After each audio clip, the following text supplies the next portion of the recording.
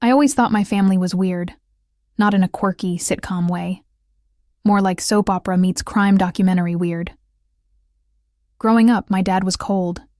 Not cruel. Just emotionally refrigerated.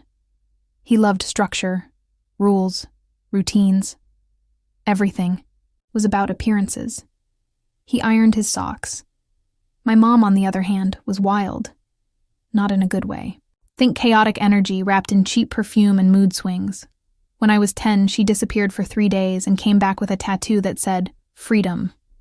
Misspelled. I wish I was joking. Anyway, my parents' marriage was a war zone. Screaming behind closed doors. Silence at the dinner table. Passive-aggressive sticky notes on the fridge. I learned early on to survive in silence. Then, when I was 16, the divorce happened. Dad got custody.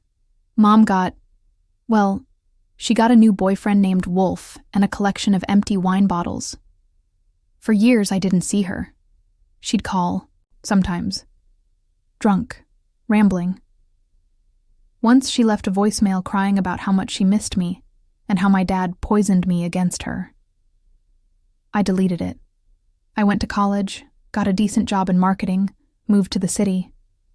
Life was stable. Dull, but stable. Then, at 27, my dad died. Heart attack. In a Tesla. The irony was not lost on me. I wasn't expecting much from the will. Maybe his watch, his ridiculous coin collection. But when I got the call from his lawyer, things got interesting. I sat across from a balding man in a too-tight suit as he slid the will across the table. His eyes were scanning me like I was a bomb about to go off. "Your father left you $3 million, he said. I blinked. "I'm sorry. What?" $3 million, he repeated, like I was slow. Then he added, "But there's a condition." Of course there was. My dad didn't even let me eat dessert without finishing my peas. I picked up the letter. My hands were shaking a little. The paper smelled like his cologne, citrus and control issues. To my daughter, it read, "If you are reading this, I am gone. Know that I loved you in my own way, and I was proud of the woman you've become. But I cannot, in good conscience, give you this inheritance unless you agree to one condition. You must never speak to your mother again. Not in person. Not over the phone. No emails. No messages. No contact. If you break this rule, the money will be transferred to the Jensen Foundation, as detailed in the legal attachment. I trust you will make the right choice."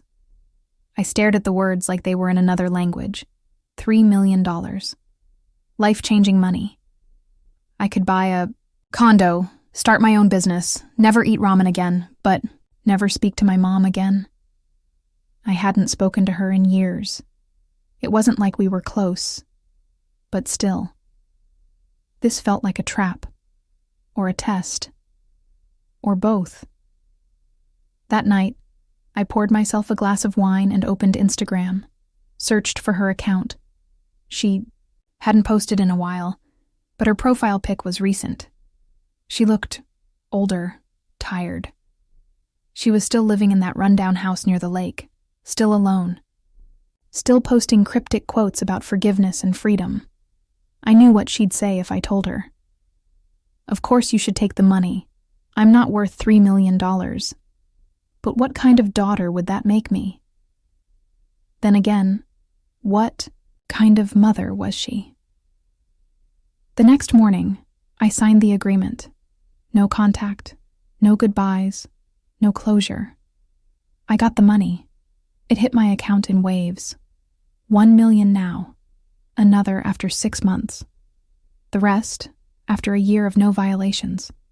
I told myself it didn't matter, that she'd probably forget me again, like she used to forget school pickup. But guilt is funny. It doesn't whisper. It screams. And it screamed loudest the night I saw her name pop up in my inbox. Subject line, Please, just one call. I stared at it for hours, hands trembling, heart pounding, $3 million on one side, my mother on the other. And that was the moment the idea was born. Not a decision. A plan. A perfect, delicious plan for revenge. When Dad died, I was 24. We hadn't spoken in months. Our last conversation was about taxes. That pretty much sums up our relationship. I didn't cry at the funeral. I didn't even pretend to. People kept asking if I was okay. I nodded like a polite robot, accepted their casseroles, and went home to my studio apartment with mold in the shower and dreams on life support. A week later, I got the call. His lawyer, a guy who looked like a villain in a bad legal drama, said I needed to come in. "It's regarding your father's estate," he said. His voice was smooth, the kind of smooth that usually comes with a punchline. I went, obviously. He handed me a thick envelope. "Your father left you $3 million, he said. Pause for effect. "With conditions." I blinked. "What kind of conditions?" He slid a paper across the desk like he was dealing blackjack. "You will receive the full amount in increments over 10 years, provided you have zero contact with your mother." I laughed. I actually laughed. "I haven't seen her in years," I said. "That's easy." But it wasn't, because as soon as that check cleared, the first of many, she called. Of course she did. Her number popped up on my phone like a ghost from a past I never agreed to summon.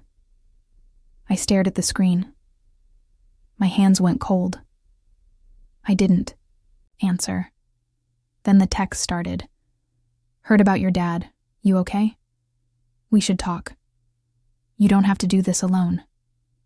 The last one made me laugh out loud. She was the definition of alone. I blocked her. The lawyer had warned me. Any contact, even digital, counts as a breach. The money was wired monthly, clean, quiet. I used it to upgrade my life. New place, better job, therapy, lots of therapy. Still, part of me wondered. Why did Dad hate her that much? And why was he still trying to control me from the grave like a bad plot twist? That's when I got curious. I started digging. First, public records. Then, old emails. Passwords I'd memorized when I was a teen snooping for proof of infidelity. It didn't take long. Buried deep in an old Gmail account, there was a folder labeled Red. Inside, scanned letters, screenshots, even a video file. The letters were from my mom, dozens of them. She had written to Dad for years after the divorce, apologizing, begging to see me, asking to meet in neutral places, offering to go to therapy. He never replied. The screenshots were worse. They were of emails from him to other people, saying she was unstable, dangerous, a threat. There was even one to a judge, saying she abandoned me, that she was unfit. The video, that wrecked me. It was a recording of her, tear-streaked, holding a stuffed animal I hadn't seen since I was 10. She was whispering, "I just want to see my daughter. Please, please don't shut me out again." I slammed the laptop shut. So he'd lied. To me, to the courts, to everyone. He'd cut her out of my life like a tumor. And now he was paying me to keep her exiled. I felt sick. For the first time in years, I looked in the mirror and saw his eyes staring back. Cold. Calculated. But I wasn't him. No. I was something else entirely, and I was done being his puppet. The money? It wasn't a gift. It was a leash, and I was ready to burn it all down. I wish I could say I burned the paper and walked out with my dignity. But no. I signed it. I signed it like a good little puppet, eyes on the prize. $3 million. Slow dripped into my empty life. At first, it was easy. I ignored Mom's texts. I blocked her on everything. I told myself she didn't care anyway. That she was probably passed out somewhere with a bottle of something flammable and a guy named Wolf 2.0. But something started to eat at me. Guilt? Maybe. Curiosity? Definitely. Because 2 months in, she sent me a photo. No caption. Just a photo. Of her standing in front of a motel in Nevada. She looked sober. Thin. Tired. Older. She wore a scarf I'd made for her in 5th grade. The photo haunted me. But I stayed loyal. Loyal to my dead father and his manipulative last wish. Loyal to the money. Until I found the letter. It was in a storage unit. I was clearing out Dad's things. Part of the deal. The unit smelled like mothballs and secrets. Under a pile of old tax returns, I found a locked tin box. And I still don't know why, but I picked the lock with a bobby pin. Inside, letters. Dozens of them. From Mom to Dad, begging to see me, explaining she'd gotten clean, that he had threatened to take me away if she didn't disappear, that she left to protect me from him. And there it was. The truth. My father, the great puppeteer, had lied. Not just to me, to everyone. He'd created a story where she was the villain, but he was the real monster all along. So I did what any sane person would do. I invited the lawyer to lunch, the smooth-talking executor of Dad's precious legacy. We met at a steakhouse. I wore black, for irony. Over drinks, I told him I wanted to amend the contract. What if, I asked, I talked to my mom but still act like I didn't? He laughed. That's not how this works. I leaned in. Sure it is. You just don't know it yet. Because here's the thing.